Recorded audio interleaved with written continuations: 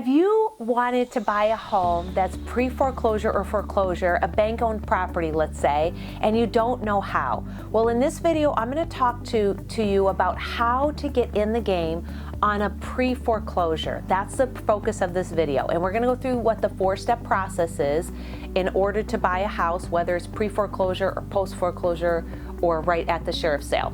And then I'm going to talk at the end on how you can get a list, where you can get that from, so that you can see these pre-foreclosure properties available to you in your state by zip code.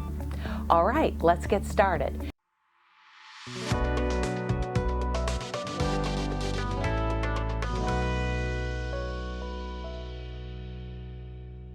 When a person has a 30-day late, they're in pre-foreclosure.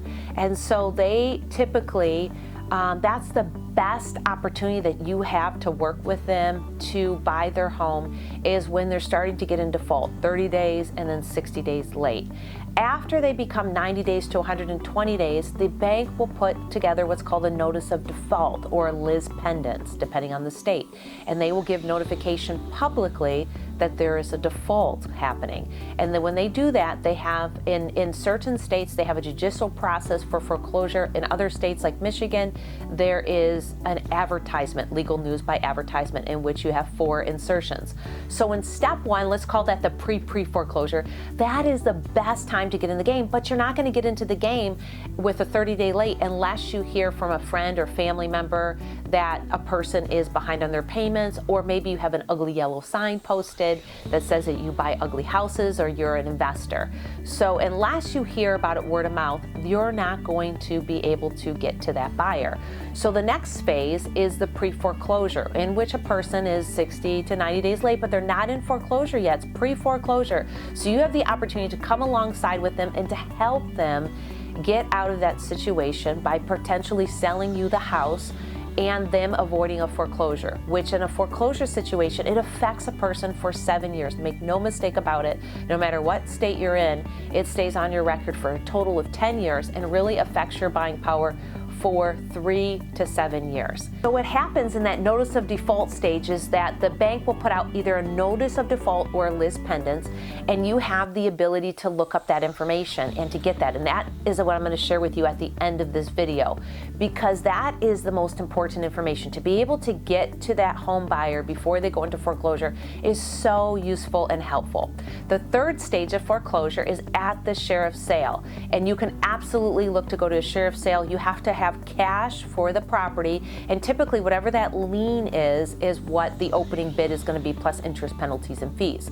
So you have the foreclosure sheriff's sale, in which you can go and bid on the property. And as you're interested in looking into foreclosures, I find this book to be extremely helpful. It's called Foreclosure Investing for Dummies, and it's by Ralph Roberts. It is an excellent book that gives a detailed step-by-step depiction of what your options are in the foreclosure process, whether you want to get into it pre-foreclosure, foreclosure, or post-foreclosure. Ralph really does a good job of laying out all of your options. So in stage 3, the sheriff's sale, in an advertisement state, what has to happen is there's 4 postings and like a legal news notification. Then after that, the house will go to foreclosure to go to sheriff's sale if the bank hasn't done a workout with that buyer. On the other hand, if you're in a judicial state, there's complaint, default, and final judgment, and then the house goes back to the bank for foreclosure if it doesn't get bought at the sheriff's sale. So either the home will be purchased by an investor at the sheriff's sale, or it'll go back to the bank in what's called an REO, a real estate owned of the bank, and then they'll market the property and sell it on the open market for whatever the market price is.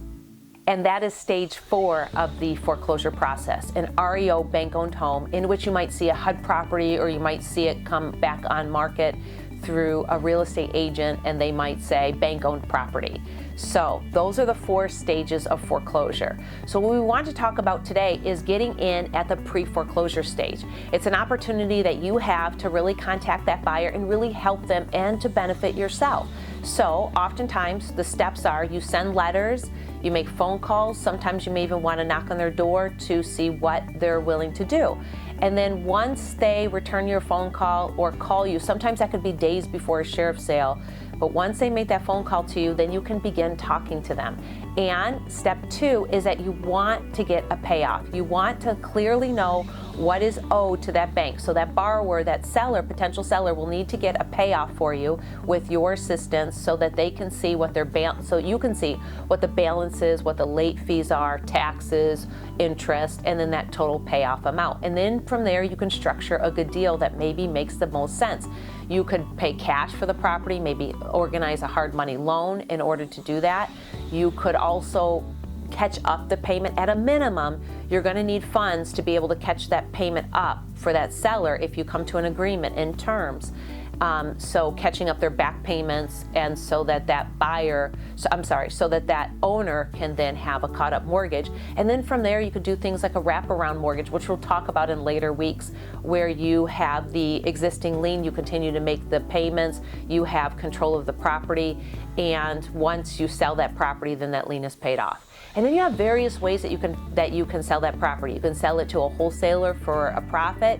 You can hold on to that property for a rental property and either lease it back to that same owner or to another tenant, or you can fix it up and flip it and sell that property. So those are some various ways to get involved in the game. In the beginning of this video, I said that having notifications was extremely important. You could contact the Register of Deeds once a mortgage is recorded, once a lis pendens or notice of default is recorded. That becomes a matter of public record.